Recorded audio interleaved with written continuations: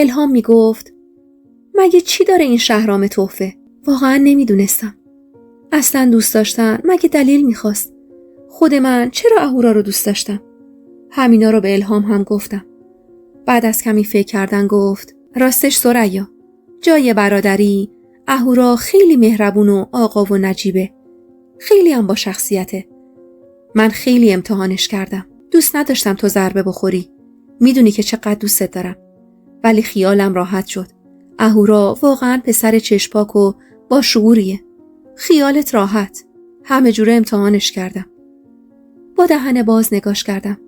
صورتش رو به صورتم فشرد و لپمو محکم بوسید و گفت توقع نداشتی که کشکی تو رو بدم دست اهورا.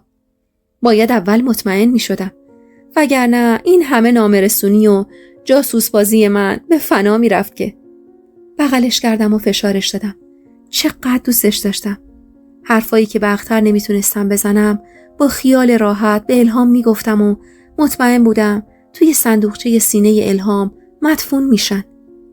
از اینکه ما رو در جریان خواستگاری قرار نداده بودن به مادرم گلایه کردم. کلافه گفت چی میگفتم آخه مادر جان؟ خواهرت رو که با یک من عسل هم نمیشه خورد. تو هم که درگیر درس و مشقتی. پدرت گفت به شما نگم، شاید خدا کمک کرد و اصلا خانواده دختر قبول نکردن. به هر حال گفتم اگه یه جورایی بهمون برخورد و نخواستن دختر رو بدن، حداقل داریوش گردن شما نندازه. مادرم اینا رو گفت و بعدم با خودش زیر لب زمزمه کرد و گفت وقتی شماها به دنیا اومدید من خوشحال بودم. گفتم پسرم پشتی خواهراش در میاد. چه میدونستم هنوز چیزی نشده به خاطر یه الف بچه به شما دوتا میپره و برا پدر شاخ و شونه میکشه. کجا اشتباه کردم من؟ آخر هفته بود و مادرم و داریوش و پدرم برای خواستگاری میرفتن. اختر بعد از نهار به بهانه سردرد رفت تو اتاق و پتو رو روی سرش کشید. کاش این روزا زودتر تموم میشد و اختر پیش شهرام میرفت تا اینطور شاهد قطره قطره آب شدن خواهرم نباشم. 2 ساعتی گذشته بود که پدر و مادرم با چهره عصبانی و داریوش خوشحال و خندون وارد خونه شدن. از نوع حالت صورتاشون دستگیرم شد که انگاری وسط جور شده. مادرم به سمت مبل اومد و نشست و عرق صورتش رو با دستمالی پاک کرد و گفت عجب روزگاریه. مادر دختره رسما داشت مفتی دخترش رو میداد. داریوش با خنده گفت هر کسی داماد شاخ شمشادی مثل من رو ببینه دخترش رو 2 دستی تحویل میده مادر من. پدرم اخمی کرد و گفت حیا کن پسر. و بدون کلامی حرف با اخمای درهم توی اتاق مطالعه خودش رفت و در رو بست و حتی برای شامم بیرون نیومد. وقتی اختر بیدار شد و داریوش از خونه بیرون رفت، مادرم با عصبانیت و صورت سرخ شروع کرد به تعریف کردن و گفت مادر این دختر رو من توی خواستگاری و مراسم تو دیدم اختر، ولی اصلا انگار با مادر شوهر تو زمین تا آسمون فرق داره. یه زن پررو و بی‌حیایی که حتی نمیذاش شوهرش حرف بزنه. کلی آسمون ریسمون بافت و از وجنات و محاسن دخترش گفت. دختره بی‌ادب یه دامن پوشیده بود که وقتی میشست خیلی معذرت میخوام. کم مونده بود همه جاش بیرون بزنه. بیچاره پدرت نشسته بود و سرش رو تا جایی که میتونست پایین انداخته بود. اصلا این دختر حیا رو خورده و آبرو رو قی کرده. یا خودش حرف میزد یا مادرش. فقط اون قدری بهتون بگم که پدرت فقط یک کلام گفت ما فقط به خاطر داریوش اینجا اومدیم. وگرنه رضایتی نداریم. مادرش مونده بود ما 3 رو درسته قورت بده. به خدا از ترس این که داریوش بره در به در و معتاد و الکلی بشه اونجا نشسته بودم. وگرنه یکی میزدم توی دهنش و بلند میشدم. اختر نگران گفت حالا این وسط کجاکوله روی ازدواج من اثر بد نظر مادر. مادرم بیشتر عصبانی شد و گفت این وسط تو دیگه چی میگی اختر؟ هر کی به فکر خودشه. چه گرفتاری شدم من. اختر ترسید و گفت ببخشید فکر نمی کردم ناراحت بشید. مشخص بود مادرم برای خالی کردن دق و دلیش دنبال کسی میگشت. من به بهونه درس سری اتاق رو ترک کردم. چند روزی نکشید که به اصرار داریوش برای نامزدی و بله برون رفتیم. قرار شده بود من توی مدرسه به کسی حرفی نزنم و حتی به الهامم چیزی نگم تا درس میترا تموم بشه و بعد عقد کنن و موقت براشون صیغه محرمیت بخونن تا رفت و اومدشون گناهی نداشته باشه.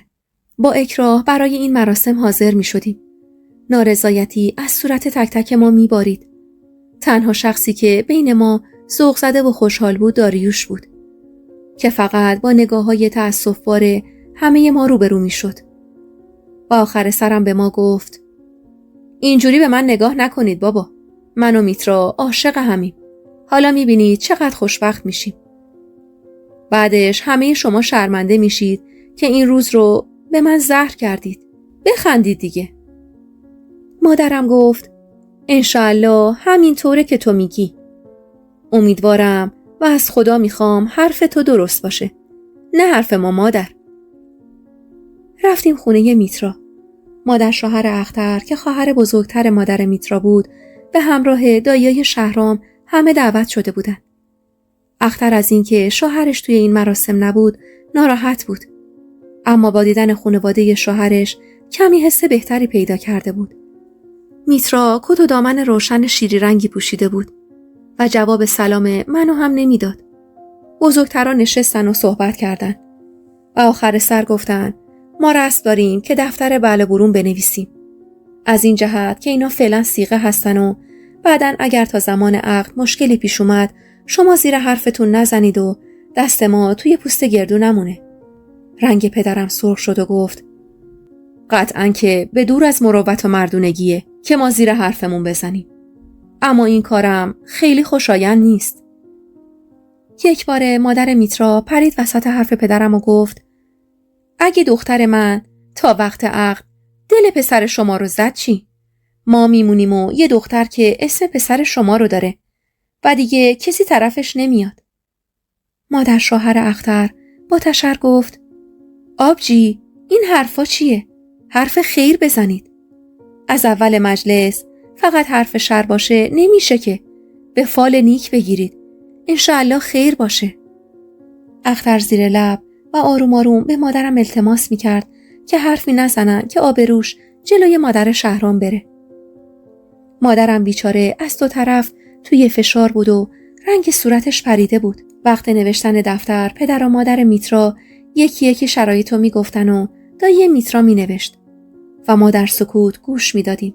وقت بحث مهریه که شد رقم بالایی رو گفتن که باعث شد مادرم معترض به این مقدار از سر جاش بلند بشه. مادرم گفت اون بار که ما اومدیم صحبت مهریه به این صورت نبود خانوم. شما چی میگید؟ پدرم ساکت نشسته بود و هیچی نمی گفت. داریوش به مادرم چشخوره می رفت و اختر التماس می کرد که مادرم ساکت باشه. با التماسای داریوش و اختر و غربتی بازی های مادر میترا مادر بیچاره من آروم سر جاش نشست و همه چیز رو توی دلش ریخت و لب فرو بست. وقتی دید پدرم سرش رو پایین انداخته و هیچ حرفی نمیزنه نم اشک رو توی چشماش دیدم.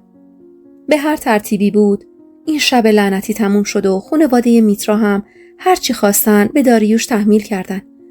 مادرم با اکراه انگشتری رو که برای نشون کردن میترا خریده بود دستش کرد و تا آخر شب هیچ حرفی نزد. حتی شیرینی رو هم به زور من و اختر خورد.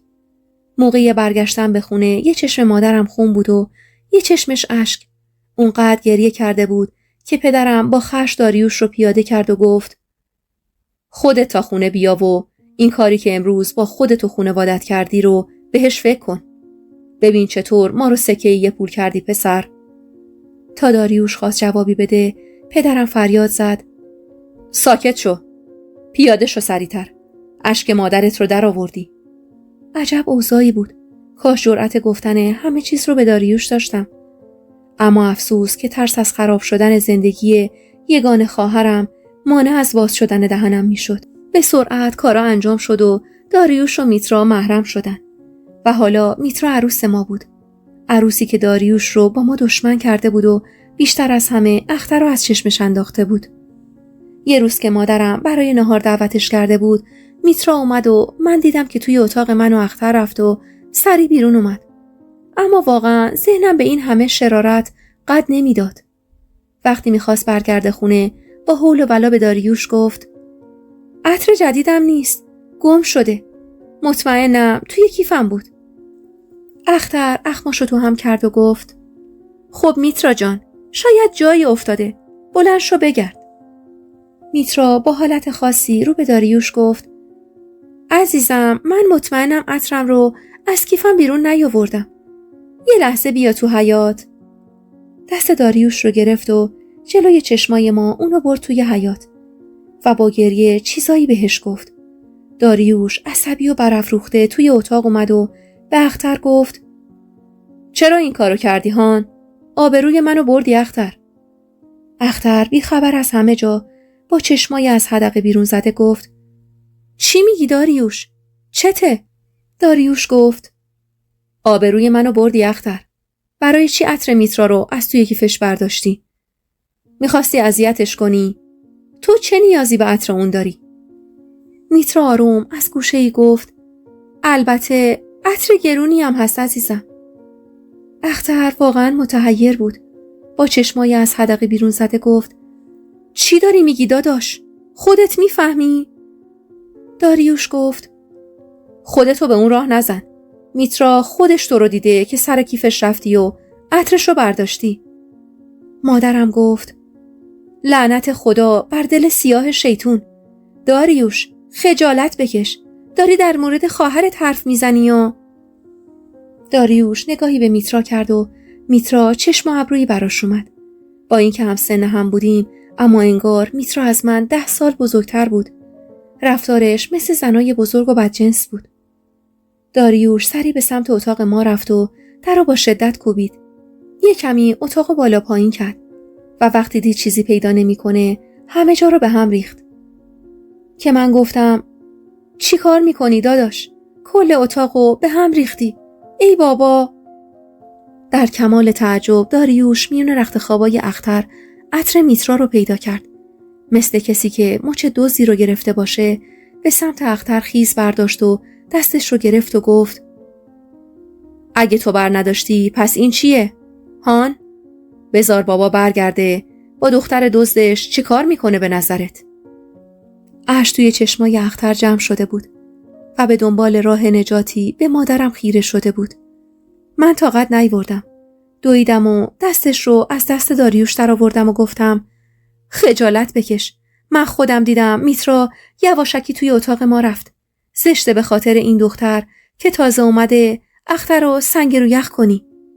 این چه کاریه میکنی داداش؟ داریوش گفت برو اونور سریا، چرت و پرت نگو. مادرم گفت سریا مادر، قسم بخور که دیدی میترا توی اتاق رفته، اون هم یواشکی. سری قرآن رو از روی تاقچه برداشتم و دستم رو روش گذاشتم و گفتم به قرآن قسم میخورم خودم دیدمش یواشکی توی اتاق رفت و سری بیرون اومد. میترا سری گفت آره رفتم لباس زیرم رو درست کنم. باید توی اتاق میرفتم دیگه، وسط خونه که نمیشد. داریوش حق به جانب رو به من کرد و گفت بیا اینم جوابت، دیگه چی میگی؟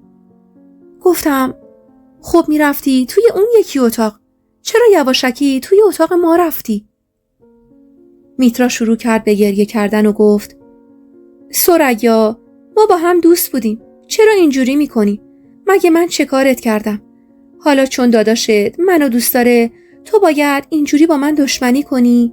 داریوش نمیذاش ما حرف بزنیم، فقط پشت سر هم میگفت فکر میکردم شما خانواده من اینو دوستم دارین، از خوشحالی من خوشحال میشین، اما از همون اولم از میترا بدتون میومد، ولی راه خوبی رو برای خراب کردنش انتخاب نکردین.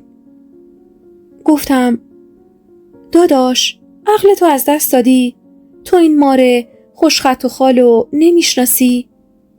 هنوز حرفم تموم نشده بود که صدای کشیده‌ای که توی صورتم خورد توی کل اتاق پیچید. مادرم با چشمایی که از تعجب از حدقه بیرون زده بود بغض کرد و گفت الهی دستت بشکنه پسر. الهی خون به جگر بشی که خون به جگر من کردی. اختر گریه می کرد و رو به مادرم گفت به خدا اینا دروغ میگن. من اصلا نمیفهمم چطوری این حرفا رو میزنن مادر. من مبهوت خیره به برادری نگاه می کردم که امید داشتم همیشه پشتیبانم باشه. مثل یک کوه بهش تکیه کنم و بعد از پدرم برام پدری کنه. حالا چیزی در من شکسته بود که حتی با گریه هم التیام پیدا نمی کرد و اجازه فرود اشکام رو نمی داد. میترا سری میدون رو دست گرفت و گفت ببین مادر جون، شاید از من ناراحت بشید ولی منم مجبورم از خودم دفاع کنم. اصلا میدونید چیه؟ به نظر من کار ثریا بوده.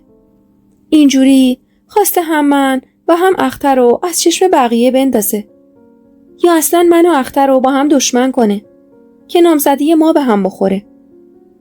مادرم سرخ شده بود. من به پوزخندی اکتفا کردم و رفتم توی اتاقم.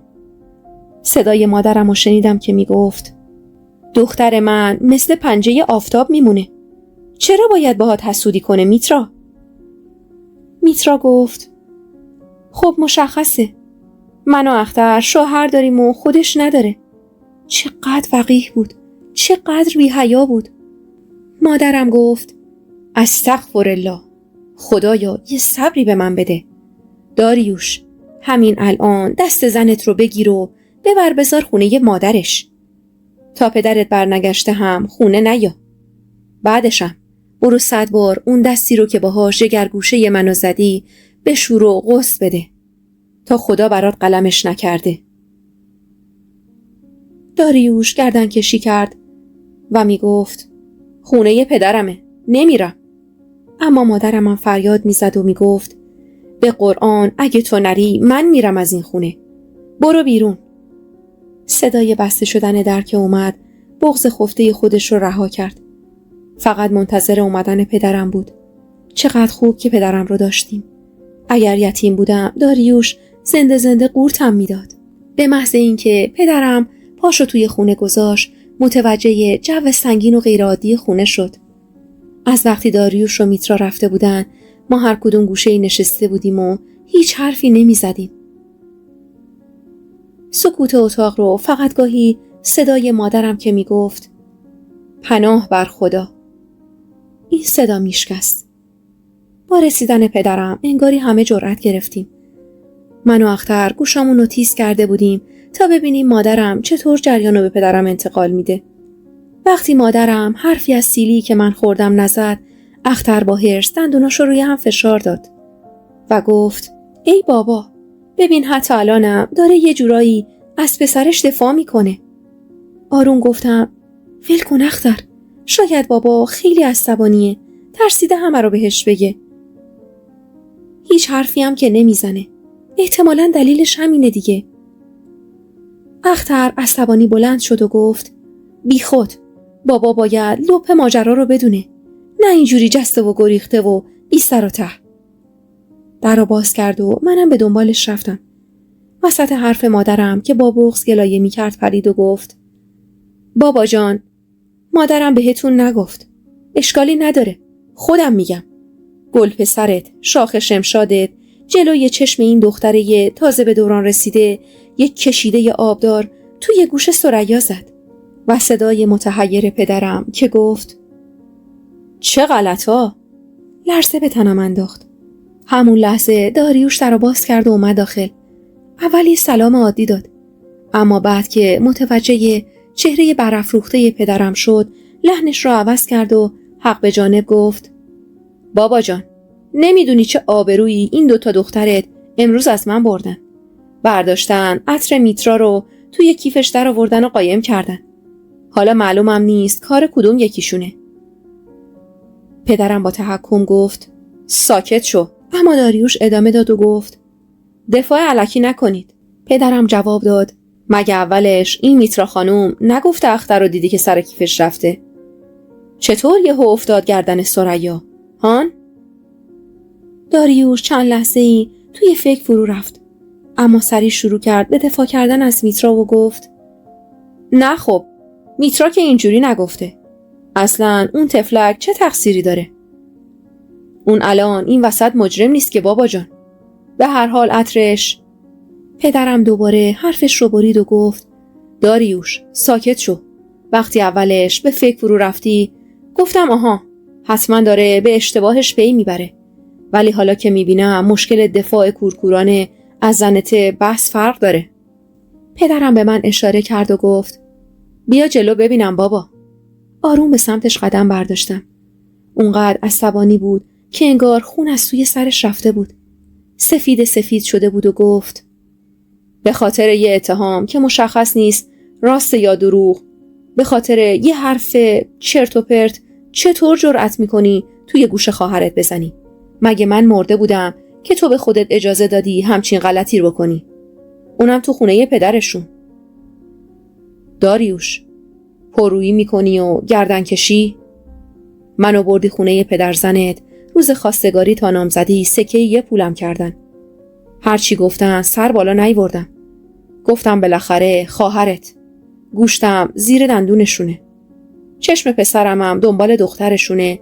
هیچی نگم که بعدن موجب سرشکستگیمون نشه. برا خودت بریدی و دوختی و هیچی نگفتم. با خودم فکر کردم زندگی خودش آقا جان. تو تا حدی حق دخالت داری نه بیشتر. اما تا جایی که این وضع آرامش مادر تو خواهرات رو به هم نزنه، به چه حقی تو دست روی دختر من بلند کردی؟ هان؟ لحن پدرم مثل همیشه آروم و شمرده و مؤدبانه بود، اما از 100 تا مشت و لگد کوبنده بدتر بود. داریوش ساکت بود و زرد شده بود. پدرم گفت خوبه که هنوز عقلت سر جاشه. اگر یک کلام، فقط یک کلام جواب میدادی، به خداوندی خدا چنان با یه بخچه لباس از خونه بیرونت میکردم که تا 7 جد و آبادت رو به یاد بیاری و فکر نکنی بی بوته و هر جایی هستی. بعدم رو به من کرد و گفت بابا جانم تو میبخشیش، حلالش میکنی. بغضم گرفته بود. چقدر خوب بود که پدرم بود. گفتم به خاطر شما میبخشم بابا جان. از اختر هم همین سوال رو پرسید و در آخر داریوش رو مجبور کرد که از من و اختر و مخصوصا مادرم عذرخواهی کنه. مادرم نگفت میبخشش، فقط گفت خیر سرم، پسر بزرگ کردم، عصای دستم و سایه سر خواهراش باشه. شده چماق و توی سرمون کوبیده میشه. پدرم با تأسف به داریوش نگاهی کرد و گفت من که پدر و مادرم همه جوری ازم راضی بودن و دعای شب و روزشون بود که خیر ببینی الهی، این شد وضعم. خدا به فریاد تو برسه داریوش. داریوش سرش رو پایین انداخت و در کسری از ثانیه توی اتاق رفت و در رو بست. تصمیمم رو گرفته بودم. باید از این راز شونه خالی می کردم. آروم به مادرم گفتم مادر هر وقت فرصت شد چند کلامی خصوصی کارتون دارم. باید همه چیز رو به مادرم می گفتم. اشتباه کردم که تا اینجا سکوت کرده بودم. اختر کنجکاو شده بود که قضیه از چه قراره و چه چیزی رو میخوام خصوصی با مادرم در میون بذارم. وقتی دید هرچی بیشتر اصرار میکنه کمتر چیزی دستگیرش میشه، با من قهر کرد و با بغض رفت توی اتاق. دقیقاً تا 2 روز بعدش اختر هر جا که میرفتم چارچشمی منو میپایید. اصلا فرصت تنها شدن به من و مادرم نمیداد. خیلی باهوش بود. احتمالاً متوجه شده بود که جریان شاید ارتباطی با زندگی اون داشته باشه. بعد از 2 روز که حتی مادرم هم فراموش کرده بود که من کارش داشتم، اختر بالاخره از خونه بیرون رفت و تنهامون گذاشت. فرصت و غنیمت شمردم و سری رفتم پیش مادرم. بنده خدا داشت سبزی پاک میکرد و تو افکار خودش غرق بود و زیر لب با خودش حرف میزد.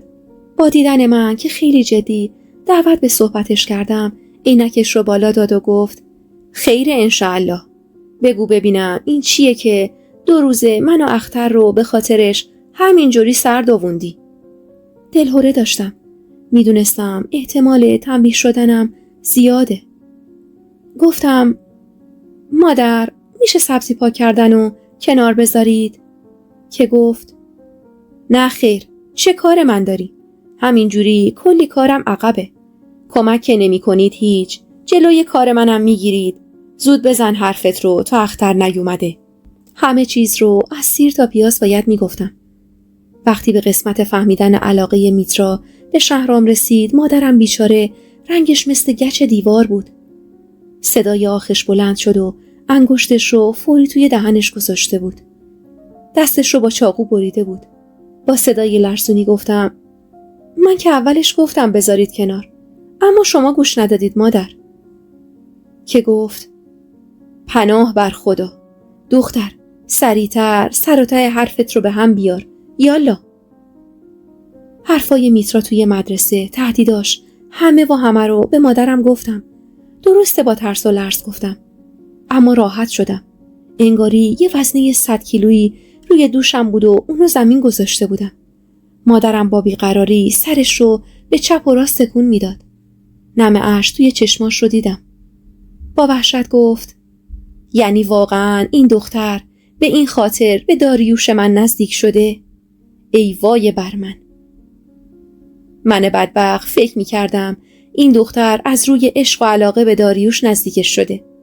با خودم میگفتم بالاخره هرچی هم باشه، هر چقدرم بد باشه، بازم ممکنه توی زندگی به خاطر دوست داشتن داریوش سر به راه بشه. حالا چه خاکی توی سرم بریزم؟ به نظر تو چه کار کنم ثریا؟ گفتم: من نمیدونم مادر، که اگه میدونستم زودتر کاری میکردم. نصیحت مادرم شروع شد. بمب خشمش روی من ترکید. شروع کرد فریاد زدن روی سر من که تو که میدونستی باید زودتر میگفتی. اشکم را افتاد و گفتم: به خدا من اولش گفتم اینا ازدواج میکنن و از ایران خارج میشن و هیچ کسی هم خبردار نمیشه. آخر شبی که خواستگاری اومدن دیدم اختر چقدر خوشحال و ذوق زده بود.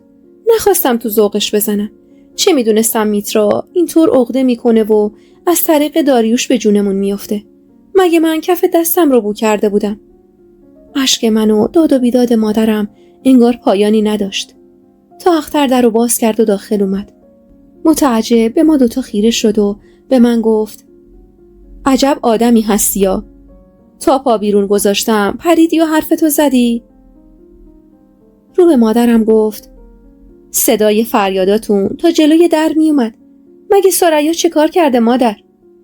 مادرم با اخمای در هم کشیده به من گفت: بلند شو، از جلوی روی من برو کنار. اصلا جلوی چشمم نباش ها. مثل ترسوها فرار کردم و توی اتاق پناه گرفتم. حالا دیگه اختر ولکن نبود و میخواست هر طور شده زیر زبون منو بکشه. اونقدر حال مادرم بد شده بود که وقتی پدرم اومد سری اونو برد مریض خونه. اختر همه رو زیر سر من میدید و این رو به پدرم هم گفته بود. مادرم رو بستری کردن و من از درون میسوختم. اونقدر عذاب وجدان داشتم و خودم رو مقصر میدیدم که منم تب شدیدی کردم. صبح به مدرسه نرفتم. بعد از ساعت مدرسه اهورا مستان کوچولو رو طبق قرار قبلی آورده بود در خونمون. اهورا آورده بودش. حتی نذاشتم مستانه وارد خونه بشه. خودم رفتم دم در. نگاه نگران اهورا روی صورتم تاب میخورد. آروم پرسید: خوبی؟ مدرسه نیومدی؟ خیلی نگرانت شدم. از صاحب کارم اجازه گرفتم که به بهانه آوردن مستانه خودم ببینمت. چی شده ثریا؟ برای اینکه بغض گلوم باز نشه سری گفتم: هیچی نشده، فقط سرما خوردم. مستانه رو چند روز دیگه بیار. و سری خداحافظی کردم. اگر اتفاقی برای مادرم میافتاد هرگز خودم رو نمیبخشیدم. از طرفی به خاطر اینکه اختر از بحث صبح مادرم با من به پدرم اطلاع داده بود، سر تا پای وجودم غرق در وحشت بود که اگر پدرم سوالی پرسید چه جوابی باید بدم. خوب شد اهورا رو دیدم. حداقل یکم از دلتنگیم برای دیدنش کم شده بود. مادرم حوالی عصر مرخص شده بود و به خونه برگشته بود. همه با من سرسنگین شده بودن چون عامل این حال مادرم رو دعواش با من میدونستن. حتی داریوشم با من سرسنگین شده بود و قیافه گرفته بود. جرأت این که مستقیم به پدرم نگاه کنم و نداشتم. مادرم بعد از خوردن سوپ مختصری برای استراحت به اتاق خودشون رفت. هنوز چند دقیقه‌ای نگذشته بود که پدرم توی اتاق کارش رفت و منو صدا کرد. از ترس خودم رو به نشنیدن زدم. پدرم اهل کتک زدن، فحاشی کردن یا تنبیه‌های سنگین نبود. اما همیشه اونقدر خوب و مهربون و بزرگوار بود که حتی یه اخمشم برای ما یا حداقل برای من از 10 تا کشیده محکم هم بدتر و دردناکتر بود. دوباره صدام زد و گفت: ثریا خانوم، با شما بودم. 2 تا چای بیار و بیا توی اتاق من بابا. چاره‌ای نبود. راه فراری نداشتم. باید تاوان این اشتباه و سکوتم رو میدادم. ای کاش پدرم هم با من قهر نکنه. با دست لرزون چای ریختم و بردم. از فکر این که پدرم هم مثل مادرم از من ناراحت و دلگیر بشه، بغض توی گلوم نشسته بود و راه نفسم رو بسته بود. پدرم جدی روی صندلی چوب گردوش نشسته بود و از پشت عینکش به من خیره شده بود. هر لحظه ممکن بود بزنم زیر گریه. پدرم آروم چایش رو سر کشید و گفت: از تو توقع نداشتم. بغضم شکست و اشکم دوباره روون شد. که گفت: گریه نکن دخترم. مادرت به هم گفت که توی 1-2 تا از درسات ضعف داری و توی مدرسه هم با چند تا از دوستات درگیر شدی. اشکالی نداره. نباید با مادرت بحث می‌کردی. اشتباه کردی. البته منم به مادرت گفتم که نباید اینقدر حساس می‌شده و ماجرا رو برای خودش بزرگ می‌کرده تا این حد که تحت فشار باشه. به هر حال اتفاقیه که افتاده.